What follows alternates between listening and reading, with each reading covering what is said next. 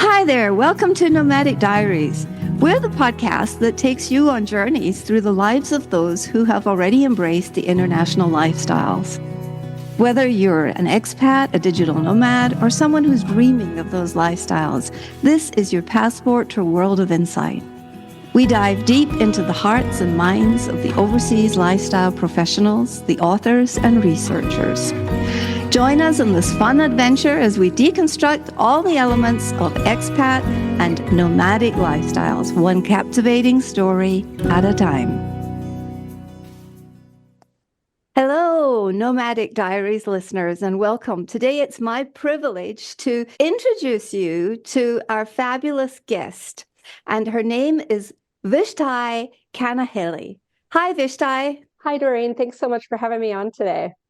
Oh, you're welcome. Thank you for showing up. It's terrific to be interviewing another author who is a functional medicine coach and is passionate about exploring diverse cultures and immersive experiences. So today we're going to discover all about Vashti, her journey, and most especially this fantastic book that you have written called Parasites and Passports. Tell me more about Parasites and Passports. Sure.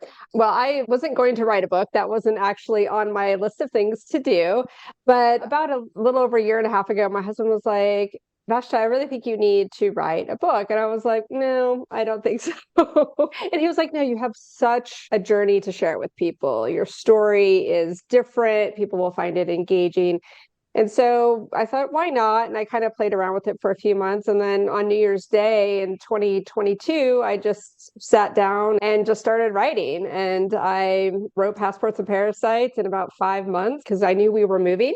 We could talk about that. We were going to repatriate back to the United States for a couple of years. And I knew I had to get it done in this time frame. Otherwise, it was just going to not Sure. ever get done, right? It'll be like my book, which has been going on for about 5 years at this point. It happens, and I just was like, so did that. And then, worked on the editing while we were moving back to the US and then published it in late November of 2023. Congratulations. So that's really fast and really efficient. Now, for our listeners' benefit, Vashti's partner, it works for the equivalent of the Foreign and Commonwealth Office. So tell us about that and tell us about how many postings have you done already, if you can. Yeah, sure. So my husband works for the Foreign Service, which, like you said, is your equivalent in the British Home Office. And so then he was in the Foreign Service before I met him. So he had a couple of postings to Iraq and Afghanistan before we got together. And then together we have been to 5 overseas. My first foray into the Foreign Service was going to Baghdad on his second tour there. And then we moved to Beirut, Lebanon after that. Then we were back in the US for a year of language training, and we moved to Phnom Penh, Cambodia, a brief stay in Bangkok while I had our second child. And then we went to Lagos, Nigeria, and then on to Willemstad in Curacao in the Dutch Caribbean. And now we're back home for a couple of years. Wow, that is such a journey. Over how many years was this journey? About 15. 15, yeah. And what was the original inspiration for the title of the book, Parasites and Passports? And I already mentioned that you are a health coach. And so this came out of a personal experience or an experience you saw other people having? Probably both. I got very sick in 2015 after the birth of my youngest daughter. And I ended up having Lyme disease, parasites, Epstein-Barr virus, which turned, then later on, I was diagnosed with Hashimoto's, which is autoimmune hypothyroid. So I had all of these things going on while we were abroad. And I saw other people struggling, with things as well. But it really came from my own journey navigating all of this illness while being away from my US medical team. I found great doctors in most of the places that we lived. But it was just out of my own experience. And then the passports being that we're constantly traveling, kind of give that that little bit of adventure, because the book is equal parts adventure, life as an expat overseas, and then also my journey with complex chronic illness, getting better and transitioning into functional medicine. Well, I can't wait to read it. Is it on Audible? Not yet. I would like to get it on Audible soon. That is on my list of things to do. Oh, excellent. So, who do you think is going to benefit the most from reading this book? I think it's really hits multiple audiences. So people surely that have lived overseas and have struggled with illness abroad would find a lot of hope and inspiration, I think, in the book. But it also speaks to all of the people that work abroad and who are away from their families, who have missed births and deaths and weddings and all of these things that we have, I think, a tremendous amount of guilt underneath for missing a lot of these things. So it speaks to that very broad audience. And I think it really speaks to people who haven't had the ability to travel.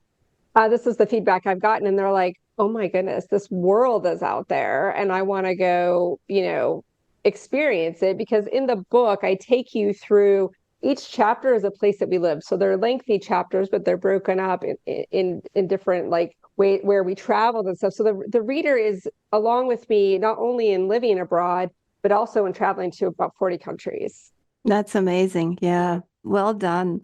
And as I interview the authors, the researchers, and the experts in this field of international living, I notice that there are so many lanes. There's the NGOs and all the charities, there's the government agencies, and then there's the diplomatic levels, there's the oil industry, which I was attached to for a long time. Sure. Then there's now, layered on top of all of that, we have all these nomads. Yep.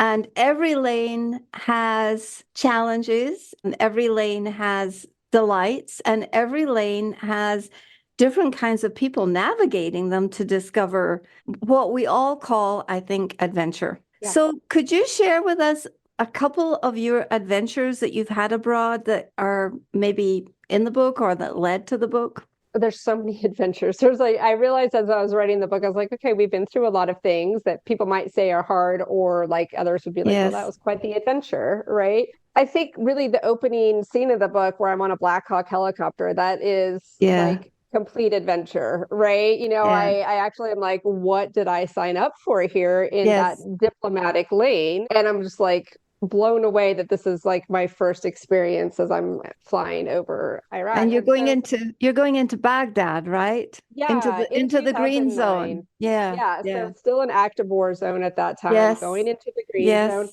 And that was just really the beginning of it all for me. So I think that's a huge adventure, even though I didn't unfortunately get to explore much of the country because sure, it was a war zone. But it was that first moment of okay, well, this is what the Foreign Service is, and we had a lot of different people from our embassies around the world helping us. I was able to just have a very multicultural experience in a very small area of the country. Yes. So that was interesting. I'm just really learning that year a lot about myself and what I am capable of. And then we traveled a lot. So that was a really big adventure because we were able to leave Iraq. I think it was 3 times. And so, just going on some really nice holidays. So that was a really big adventure. I think the other adventure that speaks to a lot of people who read the book is having my second daughter overseas and just being in a completely different healthcare system, and not even in my home in the country that we were living in at the time, which was Cambodia. We weren't allowed to have babies there just because they didn't have the medical infrastructure. There was, we had thought about going to Singapore and then opted to go to Thailand and stay there for a few months in Bangkok while I had her. And people are just like, what? Yeah. What? And I was like, no, it was actually amazing. Yeah. And I think that takes a lot of people by surprise, and they're just like, I don't know how you did that. And I was like, was your husband accompanying you in Thailand, or were you on your own? I was on my own for a bit of time. So, like about the first 6 weeks that I was there, Hmm. he had to stay in Cambodia and work, and he would come on the Sure. weekends. It's only, 45-minute flight or something. So it wasn't Yes. really long. And then my mother-in-law came out to help me because I also had a toddler. So it was just, Yeah. navigating Bangkok, which I had spent quite a bit of time as in my previous life work. I had done some volunteer work there for a while. So I was familiar with it in a sense, but living there is a different thing. So that was a really big adventure. I think that a lot of people find interesting to read. Sure. Um, I think I need to twin this episode with a woman I'm interviewing shortly, and she had a child who was born in Japan, but her daughter was extremely sickly, and she had to work to save her life with the Japanese Wow. health system. So I think there's so many stories of you brave women overseas. We forget that, the adventure comes, but then we forget that accompanying that is the normal ups and downs of any life, wherever you are. And Mhm. that overlaid on top of it, I think, is a lot to process. Tell me about living in the green zone, because I was in Saudi Arabia at that time and never got to go to Iraq because, well, we had F-16s flying just a couple of thousand feet above my house every day. Not with live ammunition at that point, but they did earlier. So we always had the sensation of being in the war zone, but we weren't really there. We were sort of like next door. You were right next door. We were, but we weren't, it was a Yeah. very odd experience. So if there was any PTSD, it was extremely low level. How do you manage your mental health when you are in circumstances like that? That's something I talk about a lot, sort of essentially in the book, is we're taught to just get on and keep going. I think as a society in general, right? And at least there was always sort of this aspect of, hey, this is what you signed up for. Sorry if it's rough, just keep going, right? Yes. Well, with the But Foreign Office, with diplomatic services, yes. yeah, absolutely. And I think luckily in the last few years, there's been a real trend to mental health services, which is wonderful. But at that time, that wasn't the case, or at least I wasn't taking advantage of anything because I was like, I can do this. It's a year of my life. I can do anything for a year, right? And so there wasn't a lot of real thoughts about my mental health, really. It was Mm, just keep mm, on, we're working 7 days a week, 12, 14, hmm 16 hours a day. And you really just lived either for the drinks at the end of the day, Right. out on the patio on the compound or whatever, or you lived for getting out on your Yes. R&R. That was the mental health, which I understand in terms of the escaping and getting out, because we had a sense of that being in Sure. Arabia for a very long time. But it is a part of it. But you have to have a certain amount of courage to be willing to tolerate that in the first place, Yeah. don't you? Yeah, I think so. And I didn't recognize that about myself until much later. But that was Mm, like something that not everyone would just go do. And there were scary times. We had incoming fire, sure. regularly. I spent many hours wearing body armor, sitting in a bathtub. My husband is a first responder. So, like, he would be gone and I would be there by Yes. myself and just hoping that he Yes. was okay out doing the Yes. things that he was doing. I was much later, diagnosed with PTSD just from various things that have happened to me while living abroad that Yes. I never would have said, oh, I have PTSD from that, looking at them individually, but together, certainly. And I think there's also real stigma around using the term PTSD outside of like the military or Yes. who have been in abusive relationships and things like that. It's like, how do Yes. you have PTSD from that? But I was diagnosed with that in 2020 after having to leave Nigeria in a dramatic fashion during COVID. I think there was just a lot of coping around alcohol. I think that can be not necessarily overusing, but like every day looking forward to it. Right? And let's just stop here and make a comment that is not uncommon. I was just having that commentary on the pickleball court the other day with someone who, was talking about there is this mystique about being an expat and living overseas, and the connection that have not always been the healthiest in the way that we have coped with things. Absolutely. Because while you're in an environment, say Baghdad or Beirut or anywhere, right? Lagos, just like naming places, Saudi Arabia, any place, but you're also living your regular life. and all of the stresses that come with regular life, yes, there are some real benefits to living abroad, but you're missing a lot of life back home, wherever that is. And there's just that stress of leaving your friends, your family, maybe you have sick parents, there's just a lot of things. And so it's all layered. And then you're just really leaning on things that aren't the healthiest all the time. We all cope Yes. in various ways. We do. And I think that now there's so much more written about this and explained, and there are so many more providers. And now that we have access to online Yeah. systems, many of my friends and colleagues are doing coaching and therapy online in the expat and nomadic lanes. So I think we're all sort of growing up and becoming a bit wiser as to all the mental health connections, because the body and the soul and the brain, we're all connected, right? Oh, yeah, absolutely. Yeah. And so you're right. I think there's been a real trend with all of the telehealth things Yes. that we can do online. And it's such a benefit to everyone, but really, particularly in the audience that we're talking to those people that wouldn't maybe have that at their fingertips otherwise. Yes. So, can you talk a little bit about leaving Nigeria in a dramatic fashion? Yeah, sure. So it was 2020. So March of, well, April 6th, I believe we left Nigeria, but we had been living in Nigeria for about 3 years at the time of the pandemic.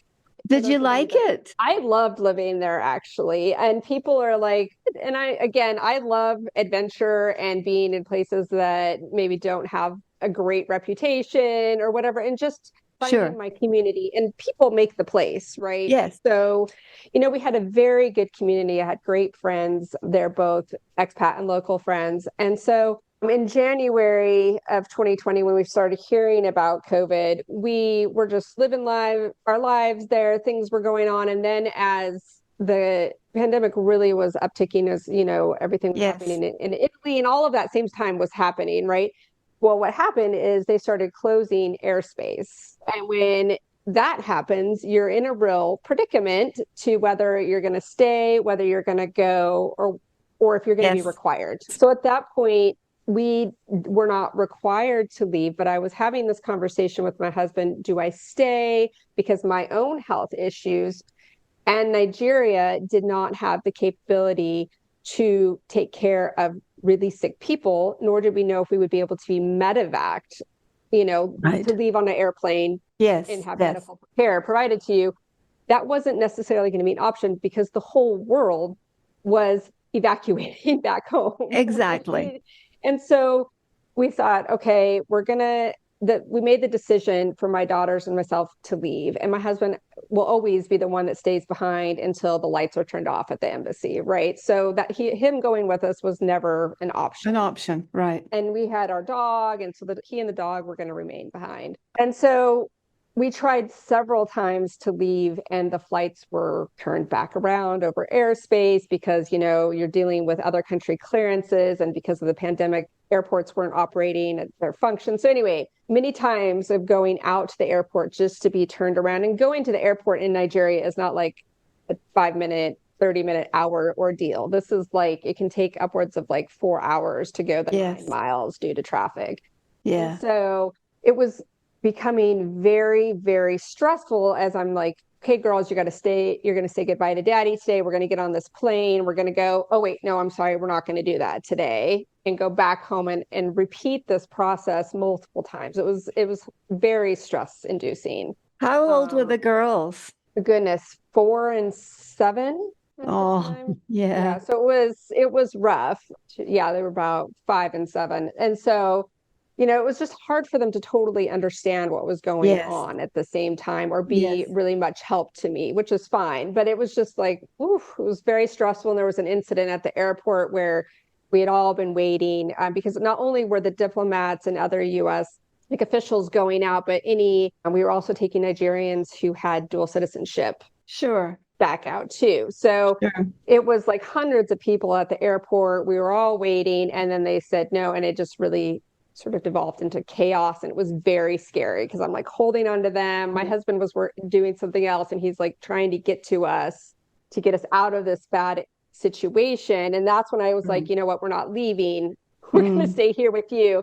And then a few weeks later, or maybe a week later, a commercial flight was allowed to come in, and we ended up going to Seattle, which is my where my parents live. And so it was just really dramatic. And then I had to be quarantined, with my girls and trying to do online school with them. And it Yeah. was just Yeah. this whole thing. And that's when I started really that's where my mental health turned in a Yes. big way that I was not expecting, because I've always just handled things and moved on. Yes. Yeah. And I didn't, Mm. honestly handle that. And that's when I was diagnosed with PTSD. And it was just like, I think a Sure. culmination of like a decade's worth Yes. of Yeah. Over time. stressful things. And Yeah. that's just sort of what sometimes there's just an incident or an experience that just pushes you over.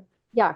And that was what it was for me. And that's Yeah. when I thought, okay, so then I started seeing somebody, and that's when therapy became a big part of my life as well. Because I Yes. was like, I can do this on my own, but it would be better and healthier if I had some help. And Sure. And that's a great thing for us all to know that, there are resources and there's more resources than there's ever been before. Number one, absolutely. I think it's okay to say, I'm not doing well, Yeah. and to It's really also start okay to not owning be it. okay. Yeah. That's the first step, just taking that very first step.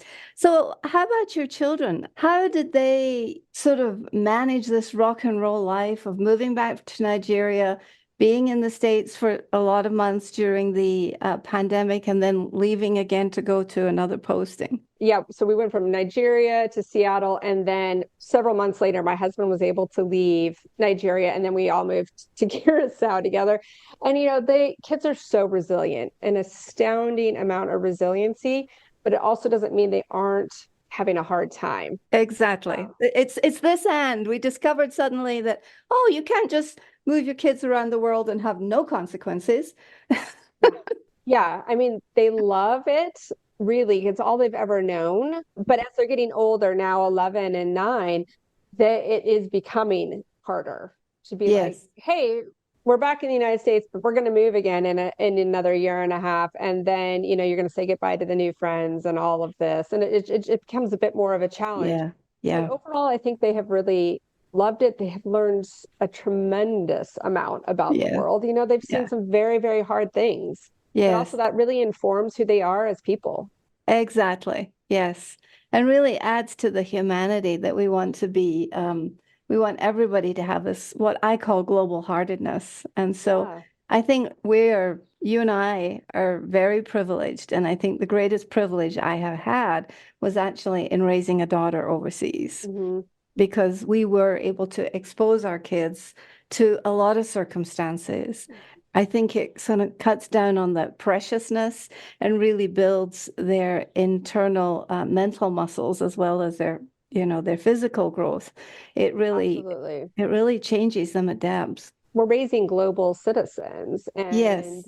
empathetic and compassionate. Yeah, that's great. I'm going to watch you to see where you go next. And these beautiful little global citizens that are coming about. Can you talk about a significant relationship, or is there any special friendship that really kind of supported you through a lot of this journeying around the globe? Yeah, absolutely. I mean, obviously, my husband is one. We're a really tight team. But outside of that, my best friend, who has always been away from me, but has always, since I've moved abroad. But we talk every day, and she has been there for me when I had to leave Lebanon because I was pregnant, and I've lived with her so much, and she's provided such a huge amount of support to me when my husband couldn't be there, and just on the day to Yes. day.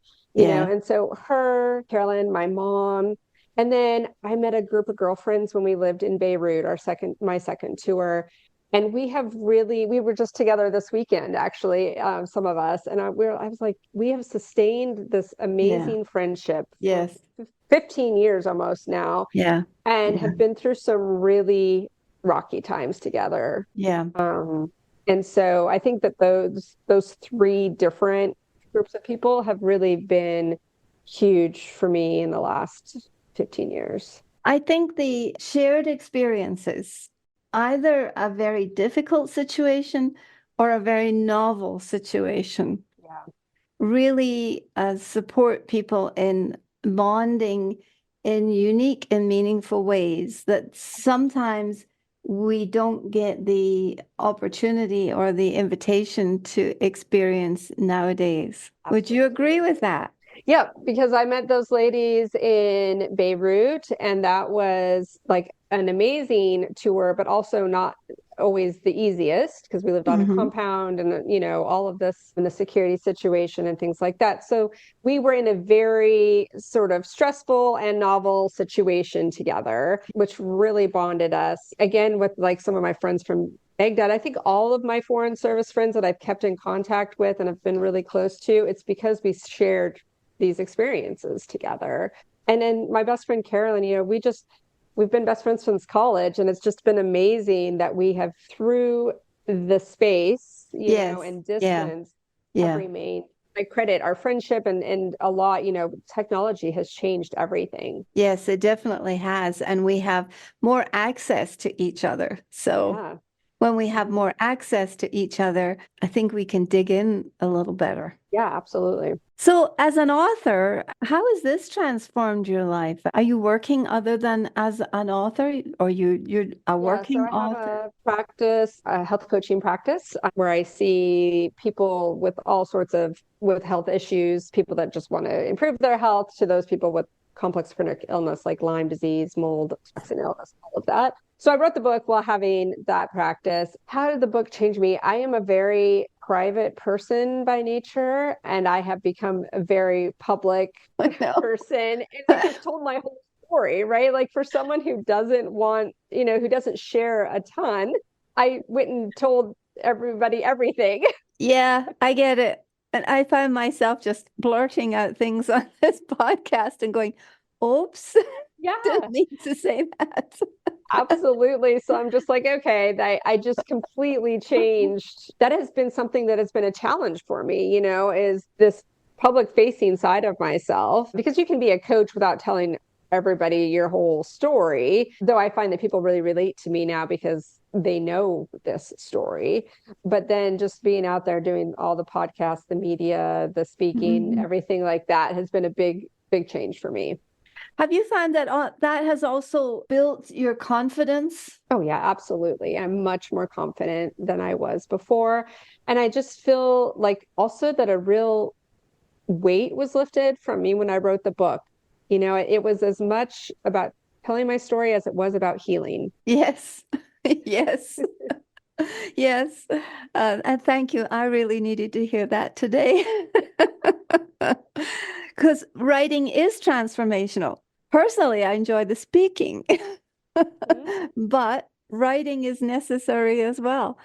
So, how important is community, do you think, for expats? And tell me, how do you maintain your sense of community? Do you kind of package it up and take pieces with you? It sounds like you do, because Yeah. I think that's how many of us are functioning now, is that we still have relationships that relate back to certain places. I sadly don't have relationships with people from Cameroon, West Africa, or Dubai, because it was a long time ago and it was way before technology.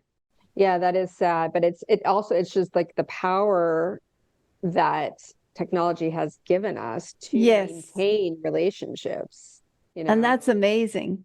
Yeah, it is. So to your question, I think community is of the utmost importance for Hmm. people, whether that is other expats, but I really also think it's important to have local friends that aren't related Absolutely. to Mm. your work or anything like that. And it's how you get to know a country, Hmm. is Hmm. by being part of that. And so for me, I think community to me has sustained me everywhere Hmm. that I've gone. And yes, I do Hmm. take little bits of it with me. Those relationships move on, and it's amazing because you can share those hard things with those people that have been in similar situations, right? Or the Yes, exciting things like, oh, we got our shipment today, things that yes. people don't really like. Great. No, I'm like, no, we literally got our stuff today. Yes, and it's more meaningful to people who have been part of that difficult community with you somewhere else, right? Yeah. Yeah, They get it. absolutely. Yeah. So I think that creating a community, and that's easier in some places than others. It's easier for some people to put themselves out there than for other people. So, but it's finding people that and it can just be one or Yes. two. It doesn't have to be this large group of people. All Sure. you really need is one person Mm, who's got you, as you're sure. moving through this. And so I people often ask me, well, how do you do this? Because you have friends everywhere. And I'm I like I said, I'm private, but I have made it a point to either join things like, say, tennis or whatever it is that you enjoy doing, or Yes. going to events where you would find people who maybe have similar interests Right. as you. I Mhm. call it P squared. People and passion. If I play pickleball, so if you go anywhere and you play pickleball, there are people playing pickleball. So it's a great inroads if you will connect to your passion, helps you to connect to the people who have a similar passion. And then that way that builds your community. Yes, So absolutely. in closing, your book really is about medical issues and how daunting they can be when living overseas. Can you tell us about a couple of the tips that you might have in the book that are unexpected or different? Like things that people might not think about before you go overseas. As far as related to medical, Yes, as far as to taking care of your health and your well-being. yeah, if you have now in telehealth, it's much different than it was even in, say, 2009. Yes. Make sure that your practitioner, if you like them, they know that you're moving, that they can see you where you're at. Most doctors can see people globally now. So if it's important for you to keep that relationship, to have someone that you trust on your Yes. team, Yes. because at some point you're really going to probably need that, I call it a healing mindset, Mm-hmm. and having a care team that is part of that healing mindset is super important. The other one is to find healthcare when you get into your new home. Yes. Ask other people who they recommend. You don't have to reinvent the wheel there probably, but reach out and find someone locally who can also, be part of your care team. I found some of my great doctors in places that you wouldn't expect. And so, or maybe that was just me not expecting it, but there's been great ways, and to grow that community. It doesn't just have to be a doctor, but like, for instance, when I was having my youngest daughter, Kate, I was able to find a midwife to help me Yeah. navigate the Thai healthcare Yes. system. Yeah.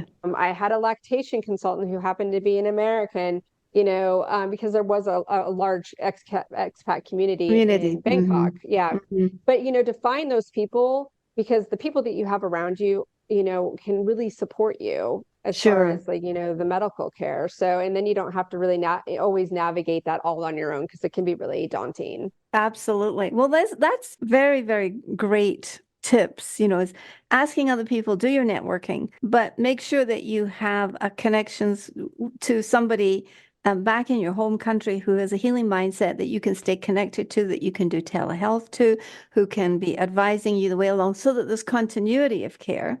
Absolutely. And so this is very helpful. Thank you very Oh, much. yeah. As we tie this up, I have a couple of questions to ask you. If you were on a desert island and you were left with one dish from where you're currently living that you could take with you for the next X number of years, which dish would that be? Well, I'm currently in the United States, but I would choose tacos Okay, very from wise. here. I'm in Mexico. I would take the same thing. Yeah. Give me tacos. Uh-huh. Excellent. And second question, if you were a fairy godmother of all the superpowers in the expat and digitally nomadic worlds, in all these lanes, what is the one superpower that you would bestow on all of us in order that we can have a much more satisfying life? The ability to put yourself out there and not be afraid to be yourself. The ability to put yourself out there and not be afraid to be you. Yeah. Yeah, Because I feel excellent. like we're always reinventing ourselves, and then you're like, Yeah. who am I going to be this time? Or, Yes, yes, what am I yes. going to do? How am I going Yeah, to present myself? And yeah, just be you, because yes, you're probably really great. Exactly. You're probably greater than you think you are. Well, Exactly. listeners, we hope you have enjoyed this episode. Thank you so much, Vashti, for this conversation. I really enjoyed it, and I look forward to us connecting in the future. Thank you so much for having me on, Doreen. It's been a real pleasure. Thank you.